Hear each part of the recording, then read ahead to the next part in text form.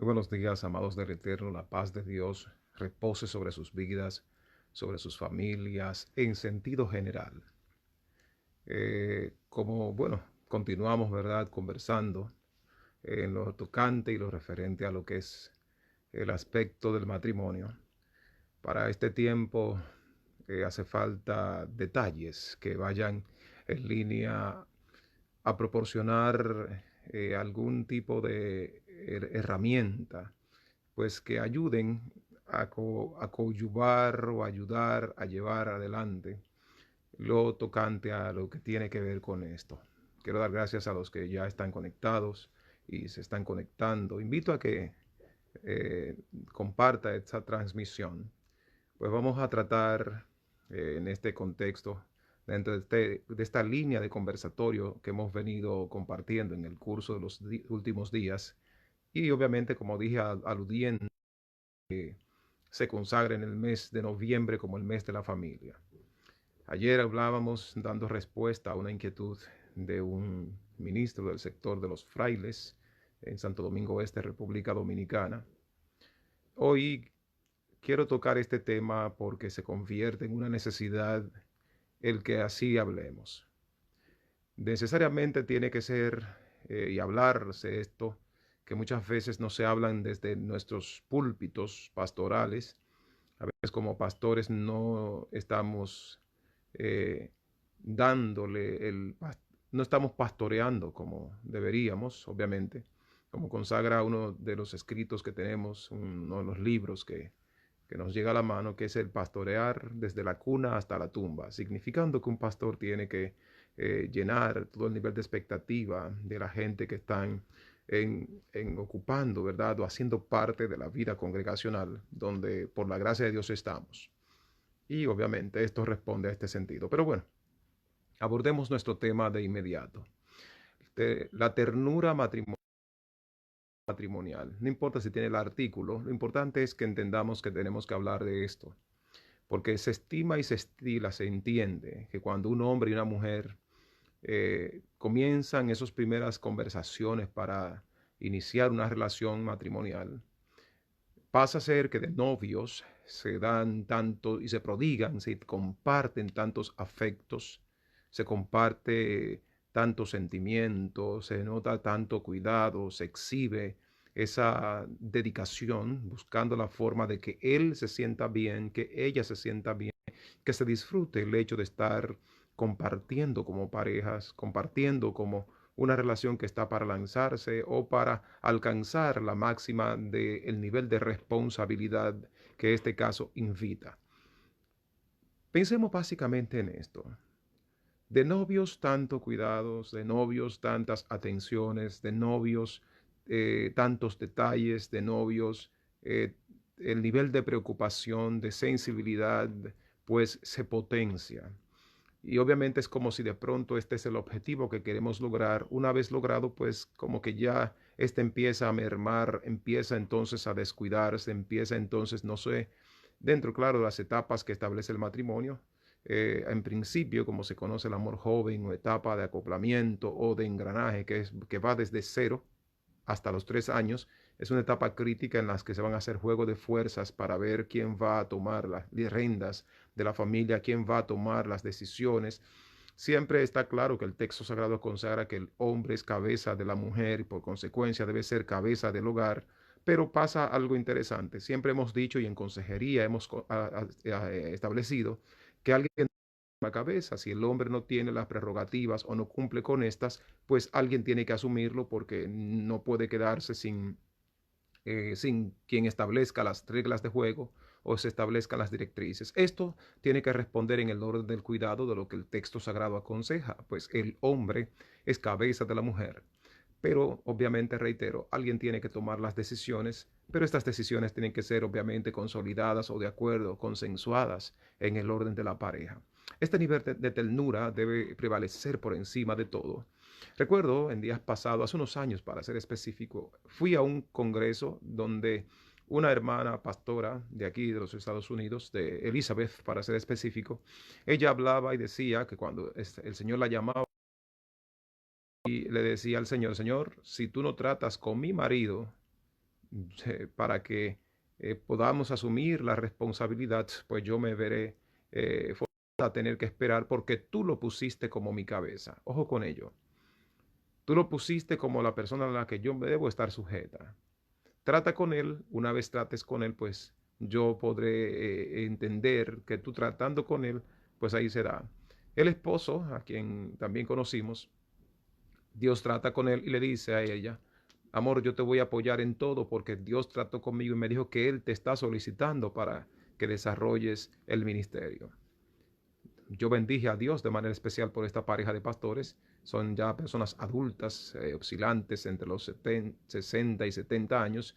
La verdad es que para nosotros, que para entonces estábamos mucho más jóvenes que ahora, nos llevó a un sentido del valor que debe tener el orden de Dios establecido sin vulnerarlo. Entonces, vamos a línea a lo que quiero apuntar en esta mañana. Este hombre, esta mujer que se unen deben cuidarse, valorarse. Que cuando en Génesis capítulo 3 se introduce el pecado, este pecado que se potenció y el Señor dice a la mujer, tu deseo será para tu marido. O sea, antes del capítulo 3 del libro de Génesis, había una relación matrimonial perfecta entre um, Adán y su esposa Eva. Había una relación donde los cuidados estaban perfectos. Y note usted, ya hablamos de que Edén significa lugar placentero. Esta era la condición y el clima que había en este lugar donde estaban colocadas la primera pareja, nuestros primeros padres. Ahora, consideremos algo interesante. Este deseo que va a ser para tu mujer, para tu marido, parece ser que se ha convertido en una aberración soberanamente en este siglo. Siglos anteriores, algunas culturas en el orden particular, como los islámicos, donde la mujer vale un 0,0.0, pero a la izquierda. Tanto que si el padre muere, el hijo mayor es el que asume la responsabilidad del hogar y la madre no tiene voz en esta ideología religiosa que existe en el islamismo. Así, ¿verdad? Otras doctrinas y culturas ancestrales pues tienen la misma valoración. Pensemos en el caso de China. Ya pensamos básicamente allí. No quiero entrar más en abundar más en esta cuestión cultural porque quiero quedarme circunscrito a lo que debe ser la ternura matrimonial. Entonces, miramos y observamos y planteamos desde esa perspectiva. En el libro de Génesis, en el capítulo 38, se recoge una historia que es un paréntesis dentro de lo que fue la historia de la vida de José. Pero dice el verso 1 que Judá se apartó de entre sus hermanos, que se fue a una tierra, a Adulam, y que allí conoció a una mujer, se quedó con ella, se llegó a ella y tuvo 3 hijos. Onán y Selah. Estos 3 hijos tuvo Judá con esta mujer. Pero sucede que siendo el primogénito, se casó con una chica llamada Tamar. Dice el texto sagrado que él la trataba con violencia, que él la maltrataba, que él hacía sentir mal a esta chica. Yo quiero que observen esto. Y dice el texto sagrado que Jehová mató, le quitó la vida a este hijo de Judá por maltratar a su esposa Tamar. ¿Qué quiero apuntar entonces? Que esta violencia contra la mujer que se ha generado a través de todo el mundo y diferentes culturas y a través de la historia, tiene un inicio. Ya decíamos que después que el pecado se introduce en la humanidad, esa ternura en el matrimonio se va y se ha perdido. Ese cuidado en el matrimonio se ha desgastado. Entonces, figure usted, este chico que daba tanto maltrato a esta muchacha, pues provocó la ira de Jehová. Y Jehová dice que lo mató, le quitó la vida por este maltrato que le daba a la chica. Y no le dio descendencia. Pero que por un ejercicio que establece ese tiempo, que es la ley del leribato, que esa ley consiste en que si este hermano no tuvo descendencia con Tamar, el segundo, el hermano que le seguía a él, tenía que casarse con la viuda, con su cuñada, para poderle levantar descendencia. Eso consiste la ley del derivato. Ahora, ojo con ello. Dice que Onán recibió a Tamar como esposa, se quedó con ella, pero había una situación. Y ahorita hago línea recta en todo esto. Y es que de pronto, cuando estaba casado con ella, el chico muy bien delante de en la fiesta, delante de la sociedad, delante de la familia, a diferencia de lo que sucedía tras cortinas, a diferencia de lo que pasaba en la habitación matrimonial, a diferencia de lo que estaba sucediendo cuando no había nadie. ¿Dónde me quiero ubicar con esto? Que de repente existen matrimonios que son muy funcionales delante de la gente. Matrimonios que son bien funcionales cuando estamos expuestos. Pero ¿qué pasa donde no hay nadie? ¿Qué pasa en el cuarto secreto? ¿Qué pasa en ese lugar donde solo existen, y hay tres personas? Está el Padre, Jehová de los ejércitos, está el esposo y está la esposa. Dice el texto sagrado que Onán, cuando tenía y sostenía relaciones con Tamar, sucedía que este hombre vertía, al tener relaciones, vertía fuera de esta mujer, por lo que no levantó descendencia. Pensé en esto. En la cultura, para entonces, hoy parece ser que fuese una bendición, dependiendo, que si una mujer no tenía hijo, era considerada una mujer maldita por la ley. Entonces, cuando muere el esposo, o Dios se lleva a este abusador llamado Onán debe tomarla para casarse con ella, pero para levantarle una descendencia a su hermano muerto. Él lo hace de muy buena gana por lo que establece la cultura, pero cuando llega el momento de asumir la responsabilidad donde no hay nadie, el chico lo que hacía era entonces solo usarla, pero no la embarazaba. Significando entonces que para la sociedad Tamar seguía siendo una mujer maldita. Ese era el estigma. Perdóneme, no soy yo que digo esto, esto lo dice la cultura y está ahí en la Biblia. Entonces, a pesar de la situación que se da, él sigue exhibiendo delante de las personas que él es el esposo amoroso, el que está dispuesto a levantar descendencia a su hermano fallecido, el que está dispuesto a tratar con amor a la mujer que su hermano maltrató y que no le dio descendencia. Oiga esto, así hay muchas personas que han asumido una responsabilidad en el círculo íntimo del matrimonio, pero no lo están honrando a la altura que demanda el texto sagrado. No lo están honrando a la altura de lo que ciertamente la palabra de Dios consagra, por lo que existe maltrato físico, maltrato emocional, maltrato psicológico, maltrato verbal, maltrato económico. Sí, hay maltratos en estos contextos y lo estamos y se ven en el día con día. Por consecuencia se pierde, no hay ternura en ese contexto, no hay ternura manifiesta en este nivel de relación.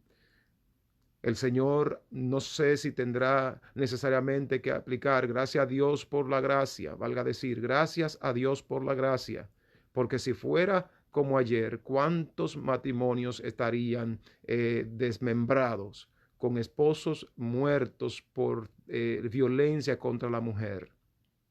¿Cuántas esposas, cuántos esposos estarían viudos también por la violencia de la mujer contra ellos? Porque a veces solamente se habla del maltrato del hombre hacia la mujer, pero ¿qué del trato de ellas para con ellos? ¿Qué hay de la reciprocidad? ¿Qué hay de la muestra de ternura? ¿Qué hay de la valoración? ¿Qué hay del respeto? ¿Qué hay de esos elementos necesarios para la correcta y sana convivencia en el círculo matrimonial? Amados del Eterno, necesitamos nosotros internalizar, trabajar en nuestros matrimonios para poder cultivar esa ternura que muchas veces se va desgastando. El apóstol Pablo, en el libro de Efesios, en el capítulo 5, establece y dice, ¿verdad?, que maridos amen a sus mujeres y no sean ásperos con ellas. Nadie aborreció jamás su propio cuerpo, sino que lo cuida y lo sustenta. Que amemos a las esposas como Cristo amó a la iglesia y se entregó a sí mismo por ella, a fin de presentársela una iglesia santa, sin mancha, sin arrugas, ni cosa semejante, habiéndola lavado por el lavamiento del agua por la palabra. O sea, está hablando de algo puntual. La palabra tiene que seguir, como hemos dicho y hemos establecido de manera incisiva, que la palabra es el ente regulador, no solo para la restauración, como hablábamos el día antes de ayer. Tiene que ser la herramienta que permita que los matrimonios coexistan y funcionen en el ejercicio de lo que debe ser, y obviamente que valide lo que es la ternura en este contexto matrimonial. Pues miramos y observamos que mientras tanto este hombre, Onán, estaba conviviendo con Tamar, lo que hacía era simplemente generar un tipo de violencia que no significaba, una violencia que no traía respuesta, una violencia que no le quitaba la estigma que socialmente estaba cargando Tamar en esa realidad, en ese contexto. Oiga, esto está pasando hoy día. ¿Cuántas mujeres están en la misma posición? Miraba un reporte de que en lo que va de año van más de 63,000 tantos niños que han quedado en la orfandad por la muerte de las mujeres, por la violencia contra las mujeres. Aquellos hombres que en un momento y frente a un altar, frente a un pastor, un sacerdote, un juez de paz, prometieron amarla, cuidarla, respetarla, valorarla, son los mismos que se convierten en sus verdugos y las asesinan, lo cual ha estado ocurriendo. Pero igual pasa en el otro contexto. Hay mujeres que igual realizan exactamente las mismas dinámicas, solo que son los menos casos y que son los que tampoco se suenan. Entonces hay que apuntar la necesidad de poder internalizar por los ejercicios de las cosas que se van dando. Recuerdo que hace alrededor de un año, tanto, 2 años promediados, en la ciudad de Santiago, una mujer habló a su marido, le señaló que se iba a suicidar por los conflictos que ella emocionalmente tenía y se fue. El chico llorando fue a los medios de comunicación, fue a la policía para que empezaran a buscarla, pues ya llevaba alrededor de 4 días desaparecida. La chica no aparecía por ningún lugar. Pero ¿qué sucede? Esta chica que le habló a su marido dejando a sus 2 hijos en la casa y que tomó su vehículo y salió, lo dejó en un lugar X y se desapareció. Semanas más tarde, la mujer apareció en una discoteca de Puerto Plata, de la parte norte de mi país. Figura usted, el hombre que tiene una particularidad que generalmente no, no exterioriza muchas veces su sentimiento, y el hombre que no está en Dios, figure usted qué puede lograr hacer. No estoy diciendo con ello ni estoy inscribiéndome en la justificación de los feminicidios. Ojo con ello. Pero mire lo que hizo esta mujer.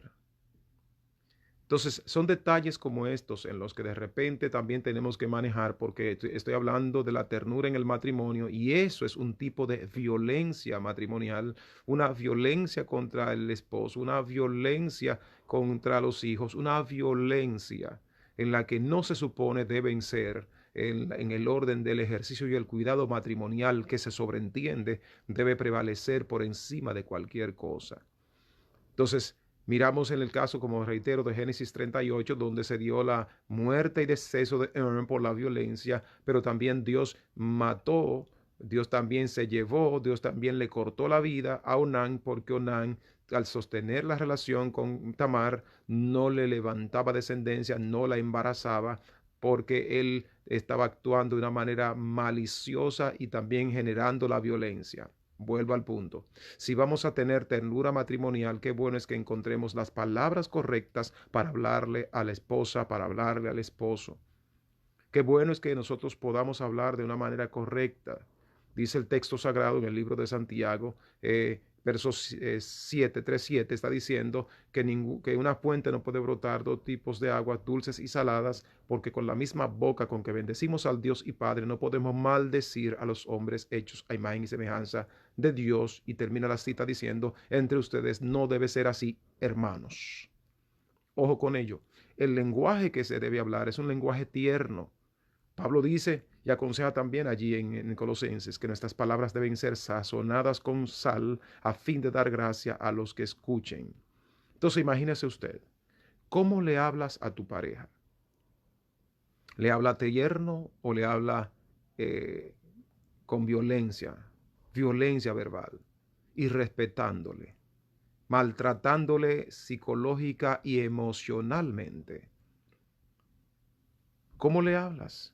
Porque si vamos a hablar de cultivar la relación matrimonial, imagine usted, tenemos un nivel de responsabilidad. Cuando discutimos, ojo con ello, discutir no es contender. Cuando discutimos, buscamos alternativas a situaciones, exponemos un diálogo que es lo mismo. Entonces, debe ser con el nivel de altura, ¿verdad? Porque el amor no hace nada indebido. El amor no hace mal al prójimo. La ternura tiene que estar por encima aún de la crisis. Los desacuerdos van a llegar, pero qué bueno es recordar que con quien estoy hablando es con la persona o a la persona que prometí amar y cuidar, valorar y respetar. Entonces esta ternura es la que va a ser el clima, atmósfera en el cual va a desarrollarse la vida de pareja, pero también la vida familiar, y esta se va a expresar en la sociedad como se precisa en este tiempo. Qué desafortunado que la violencia en este contexto de las palabras tienen un significado poderoso. Proverbios 18:21 establece y dice que el poder de la vida y la muerte está en control de la lengua, que el que ama, ¿verdad?, comerá de sus frutos. O sea, hay algo positivo o negativo en lo que decimos y esto trae un nivel de resultados. Por eso hay que tener cuidados con esta posición. Hace unos días escribí en una de mis reflexiones que escribimos cada mañana, buenos días, amados del Eterno, y señalábamos el almohadón de plumas. Si usted tiene un almohadón de pluma, imagino lo confortable que debe ser, y usted hace una abertura en ella y empieza a sacudirla y salen todas esas de plumas volando y usted trata de recogerla y reconectarla, ponerla nada más en el saquito, en la funda, la bolsa, como usted la quiera, depende del país en el que estemos, y vuelve y la cose, no va a quedar igual. Es igual que usted tome en su ira clavos y lo clave en una pared cada vez que tenga ira, y cuando trate de sacar los clavos, la pared no va a quedar igual. Así pasa con las palabras. Las palabras tienen un efecto positivo, pero también tienen un efecto negativo. Por eso Santiago está diciendo que Salomón está diciendo que el que la ama va a comer de su fruto. La lengua tiene un cuidado. Qué bueno es que nosotros, como decimos en los educadores y los psicólogos, hagamos lo que es reforzamiento de conducta positiva. Que hablemos y digamos, te amo. Oiga, ¿cuántos días hace que no dices esta palabra a tu cónyuge? ¿Cuántos días haces que no le dices esto a tus hijos? Que no les dices que les amas. ¿Cuántos días hijos tienen ustedes que no les dicen a sus padres, te amo papá, te amo mamá? ¿Cuánto tiempo tenemos como pastores que no se lo decimos a nuestros congregados? ¿Cuánto tiempo tienen los congregados que no se lo dicen a sus líderes? Nuestra sociedad de esta falta de esta ternura. Obviamente estoy hablando y diciendo que si tenemos esta ternura matrimonial, lo tendremos como familia y esto se expresará también como sociedad. Por eso estamos viendo tanta violencia, tantos crímenes. Nuestro país, que en 1997 legisló de acuerdo a la ley de las Naciones Unidas, se legisló en contra de la violencia contra la mujer, 1997.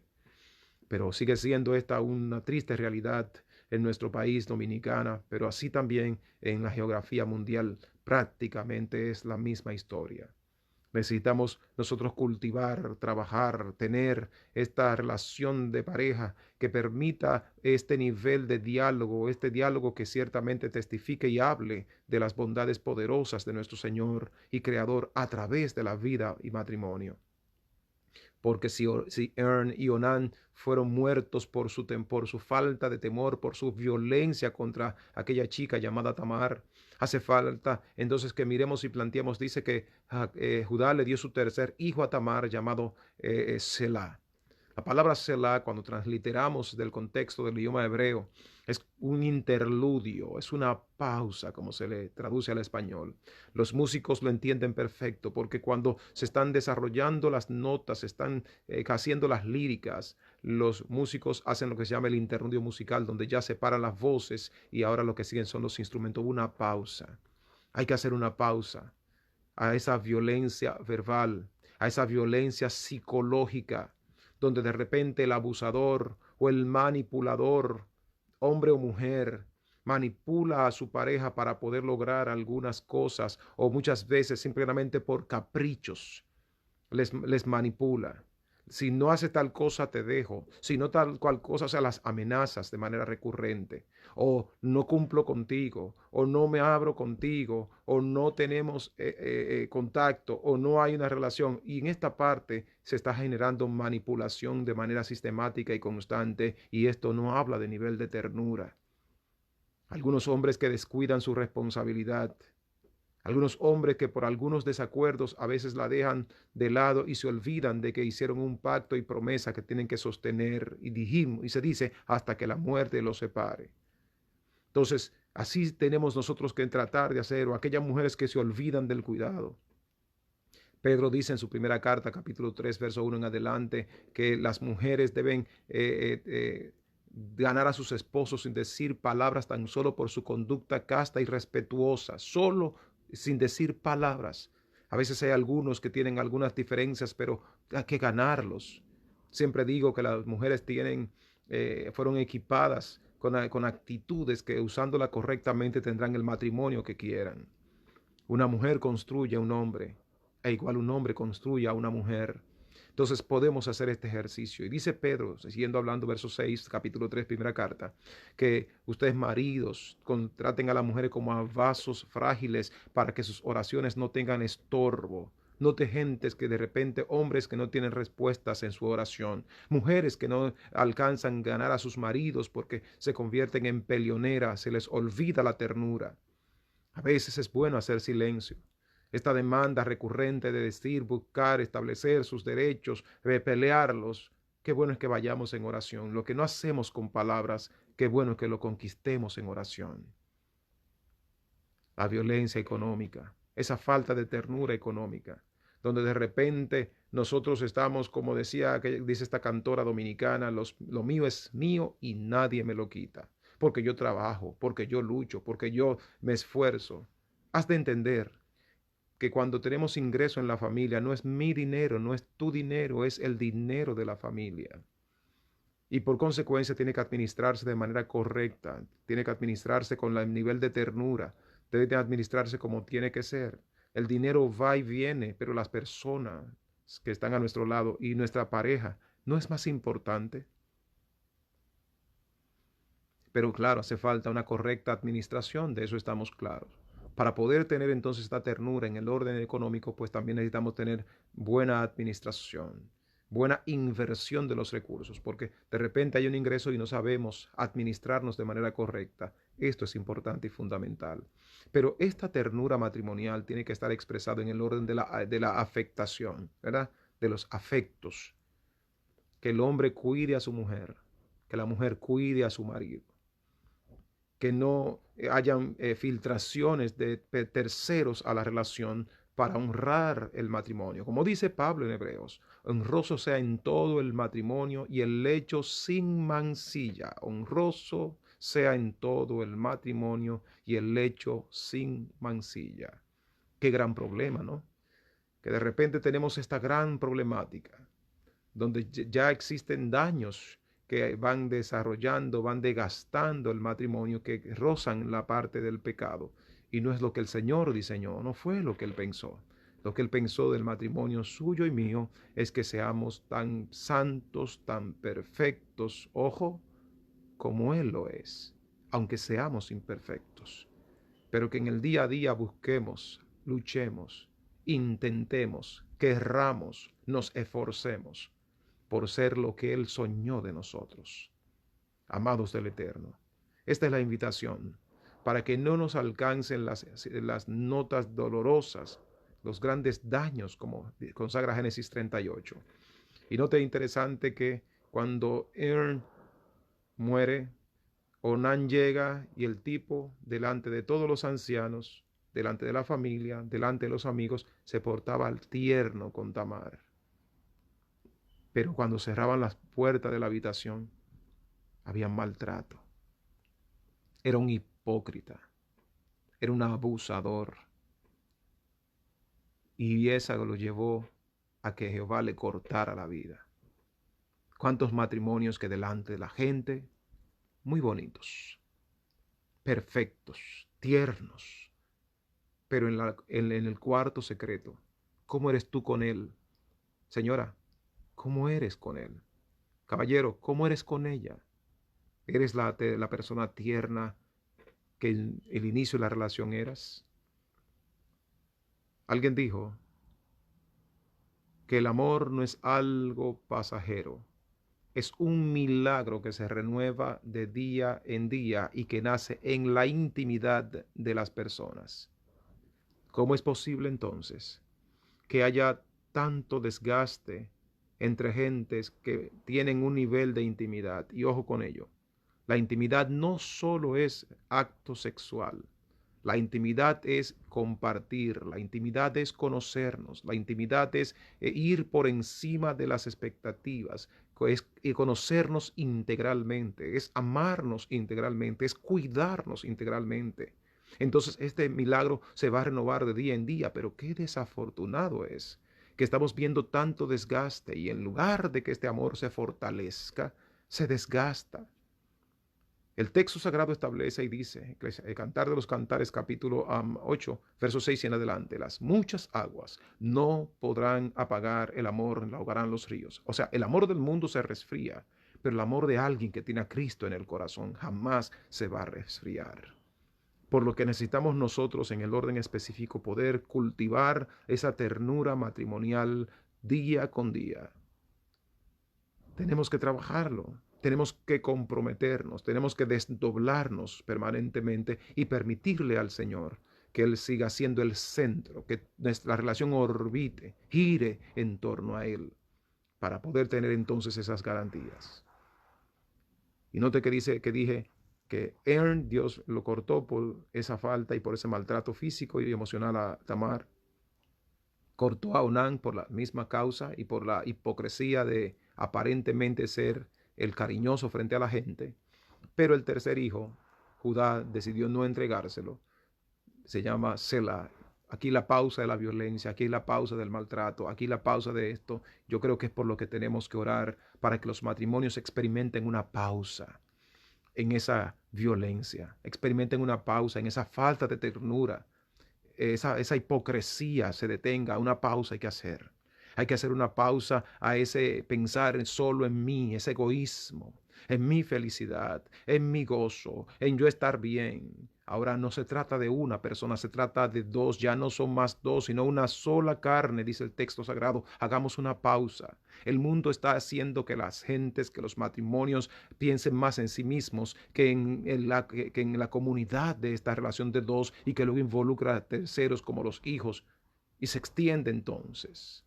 Hagamos una pausa para que entonces el nombre Tamar cobre sentido. La palabra Tamar, transliterado del hebreo al español, significa canto. Haya un canto en la relación, haya una voz que se escuche, pero de alegría, de esa felicidad, de ese nivel de satisfacción, de que bueno, ya la voz que se escucha es una voz de canto. Tamar no podía tener canto cuando era maltratada por tampoco podía hacerlo cuando era un estigma e hipocresía de relación que llevaba con Onán. Hubo que hacer una pausa para que su nombre cobrara sentido. Oh, gloria a Dios. Necesitamos hacer una pausa en nuestras relaciones matrimoniales. Necesitamos hacer una pausa para que la ternura empiece a sustituir la tosquedad, empiece a sustituir la violencia, empiece a sustituir los maltratos, empiece a sustituir los daños psicológicos, emocionales, físicos, económicos que están desgastando esta ternura a la que estamos todos llamados como parejas para poder vivir dándole gloria al Señor. Sucede que la historia dice entonces que al no darle el hijo, Tamar quedó con la misma estigma y fue enviada hasta sus padres. Pero que en una oportunidad se disfrazó cuando escuchó que su suegro Judá venía en camino. Y él se acercó a ella interpretándola como una prostituta. No estoy aplicando aquí un principio maquiavélico que el fin justifica los medios, pero ella necesitaba tener descendencia. Y dice que Judá se acercó, se llegó a ella, pues no sabía que era su nuera. Y ella quedó embarazada. Aquí quiero que entiendas esto. No estoy queriendo, ¿verdad?, ser tan alegorista en el orden de la interpretación del texto sagrado, pues se puede ser alegorista o literalista en el contexto, ¿verdad?, teológico. Pero quiero decirles esto. Si Judá significa alabanza y Tamar significa cantar, ¿entiende usted entonces la relación correcta? Hubo una pausa, hubo un selah para que el canto pudiera conectarse con la alabanza. Eso es lo que el Señor quiere para tu matrimonio, para nuestros matrimonios. Eso es lo que el Señor quiere en este tiempo, para que la ternura pueda fluir, pero que haya alabanzas al Creador por las cosas. Amados del Eterno, quiero dar gracias a todos